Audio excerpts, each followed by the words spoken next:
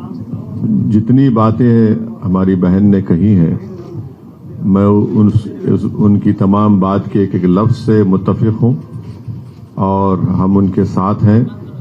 और जब हमारी पहली मुलाकात आपसे हुई थी तो हमने कहा कि इस लड़ाई को हमको सिर्फ पार्लियामेंट इलेक्शन तक ही नहीं रुकना चाहिए बल्कि इसको आगे लेके जाना चाहिए।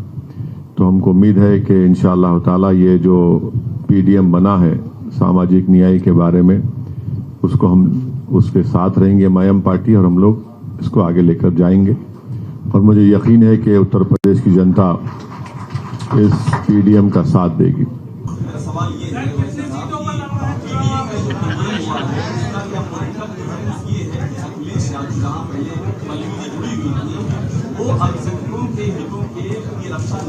अच्छा, समझ गया। सुन लीजिए, समझ गया। मुरादाबाद में क्या हुआ? मुरादाबाद में डॉक्टर एसटी हसन साहब उस पार्टी के लीडर थे लोकसभा में, और इतनी उनकी बेइज्जती की गई, इतनी बदतमीजी उनसे की गई। एक मिसाल दे रहा हूं तो बहुत लंबी फहरिस्त है कि आपने दो कैंडिडेट्स को टिकट दे दिया, दोनों को बी फॉर्म दे दिया।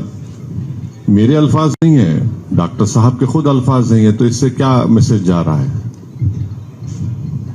आप देख लीजिए। फिर रामपुर में क्या हुआ? तो ये मिसालें कई हैं ना, तो इससे को तो इनकार नहीं कर सकता। यार हम नहीं कह रहे हैं बल्कि वो तो डॉक्टर साहब कह रहे हैं, रामपुर के उनके जिम्मेदार कह रहे हैं। तो ये हकीकत है, इसे कोई इनकार ही नहीं कर सकता। एक करके कहीं हम भागने वाले नहीं है कहीं। नहीं, आप डिसाइड कर लीजिए। एक आदमी को चौधरी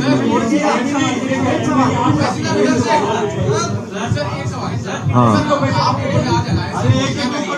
आपका अलायंस उत्तर प्रदेश में है और कितनी सीटों पे लड़ेगा, और इसमें देरी क्यों हुई? जैसे पहले चरण का नॉमिनेशन खत्म हो चुका है, उसमें कई मुस्लिम डोमिनेटेड सीट्स थी जिसको लेके आपका जो अलायंस में पीडीएम का जिक्र हुआ है, और वहाँ पे जो वाली सीट्स तो निकल चुकी है। तो अभी आगे का क्या समीकरण है? पहले सीटें कितनी है? नहीं, साहब सिर्फ एम क्यों कर रहे हो? पीडीएम है ना ये।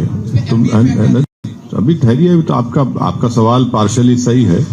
कितनी सीट्स पे लड़ेंगे वो हमारी बहन बताएगी आपको, हम लोग बताएंगे, फिक्र मत करिए आप। आपका जो पीडीएम हो हाँ, प्रदर्शन बहुत अच्छा रहा था निकाय चुनाव में। हाँ, जो दलित मुस्लिम बहुत सीटें थी पहले चरण में वहाँ पर नॉमिनेशन हो चुका है, और वहाँ पर आपका समीकरण भी बहुत अच्छा दिखाई देता है। मेरा एक्सपीरियंस संपन्न हो, और वहाँ पर आपने चेयरमैन की सीटें भी जीती है। तो वहाँ पर आपने कैंडिडेट क्यों नहीं बता रहे हैं? वहाँ पर चुनाव का क्या अवस्था के कोई सॉफ्ट कॉर्नर रखा जा रहा है? वहाँ पर काफी सारी नहीं, किसी के लिए कोई सॉफ्ट कॉर्नर नहीं है। हमारे लिए सॉफ्ट नहीं, इंशाल्लाह ये लंबा साथ रहेगा, फिक्र मत करिए आप अभी तो शुरुआत है। हाँ, कौन?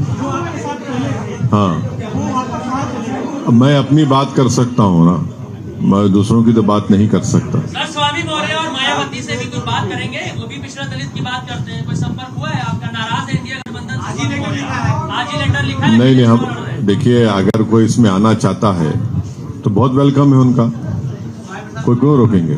तो आना चाहता है तो वेलकम है उनका। कोई अगड़ा आना चाहता है तो सर इसको मीडिया में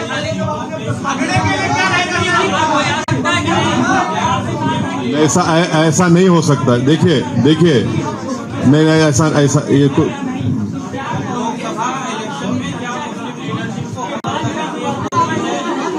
भाई साहब, आप लोग अपने आप में एक डिसाइड कर लीजिए कि कौन कब पूछेगा, तो आसानी से होगी। आसानी। अरे एक नहीं 10 लेंगे, मगर आप जिम्मेदारी ले लीजिए। आप किसी और को दीजिए, अपना क्यों? बोलिए, आप ही जिम्मेदारी लीजिए।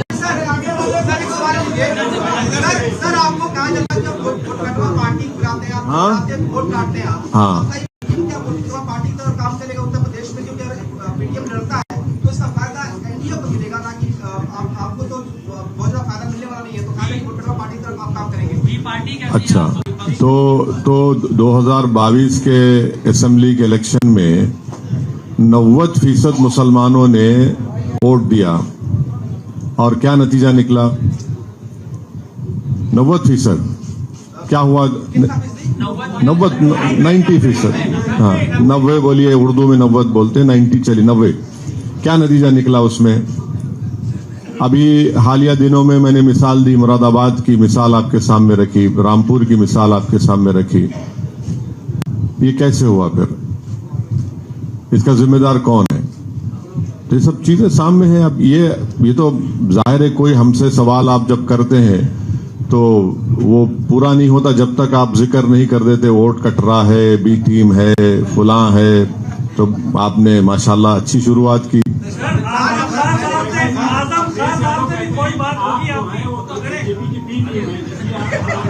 हाँ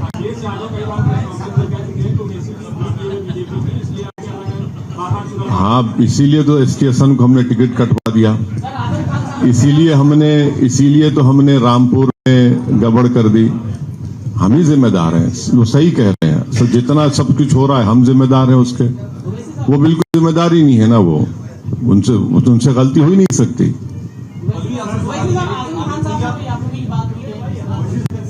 नहीं, सवाल ये है कि जब चुनाव होते हैं उत्तर प्रदेश में, हर चुनाव में जो सेकुलर पार्टियां होती हैं गठबंधन है, और दूसरी तरफ जो मुस्लिम पार्टियां हैं वो उस गठबंधन में शामिल होने की कोशिश करते हैं, लेकिन उन्हें दूर रखा जाता है। तो ऐसे मुसलमानों की राजनीति मानते हैं।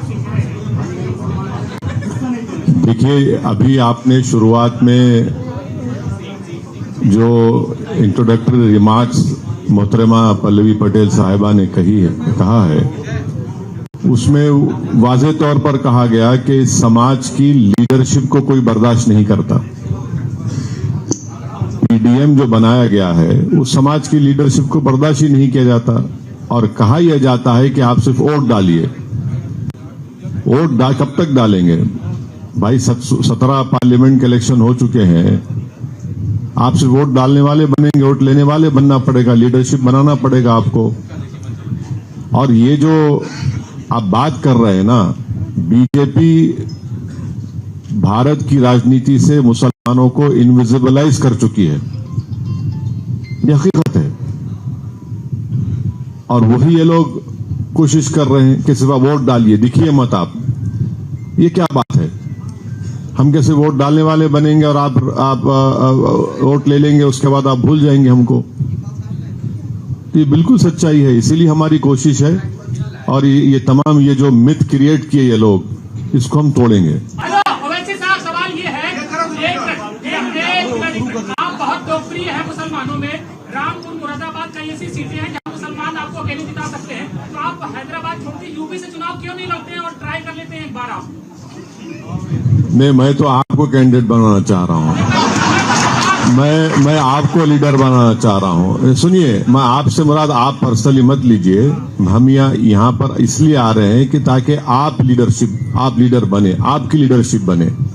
ये मकसद हमारा ये है। हम अपने लिए नहीं आ रहे हैं, अपनी जाती मकबूलियत के लिए या पॉपुलैरिटी के लिए। नहीं, मैं समझ, अरे सर डिबेट मत करिए ना। जैसे मोदी जी आए, उनके आने से बड़ा फर्क पड़ा है। आप यूपी से लड़ लीजिए, सारे मुस्लिम जो है एक तरफा आपको वोट कर देंगे आपकी मोहब्बत में। नहीं, मुझमें और मोदी में जमीन आसमान का फर्क है। दो समंदर के किनारे एक नहीं हो सकते भाई। एक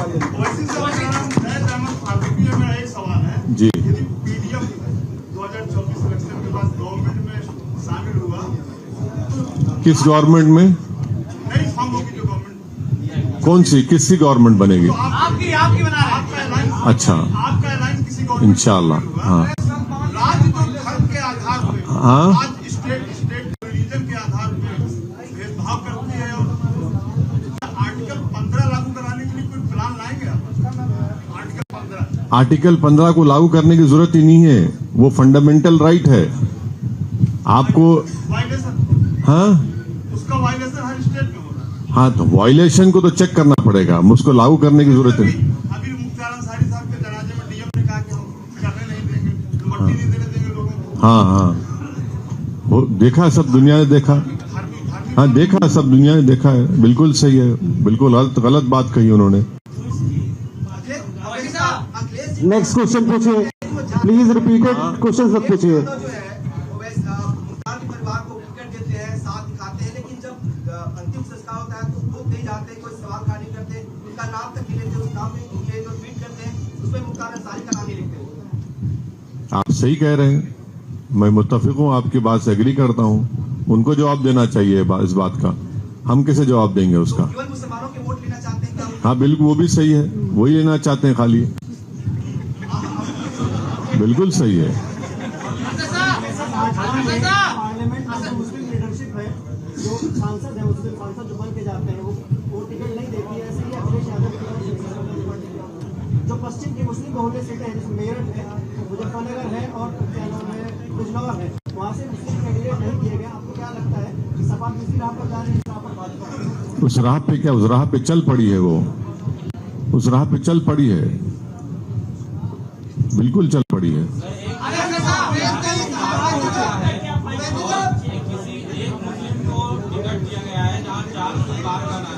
जहां पे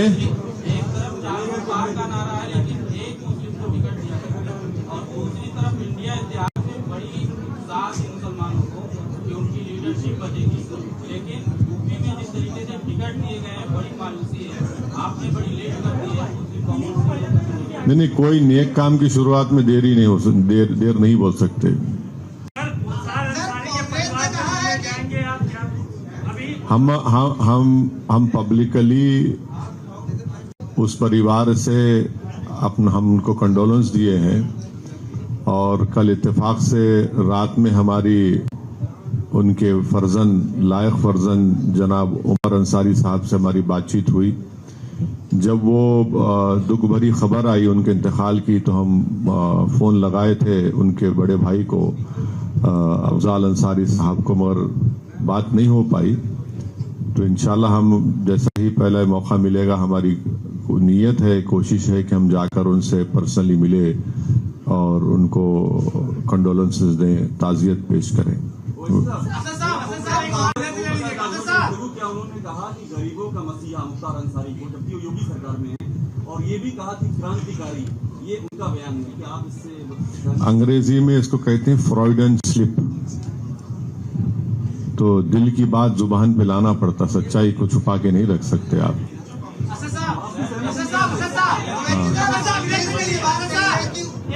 आपकी पार्टी मुस्लिम बहुल क्षेत्रों से चुनाव लड़ेगी।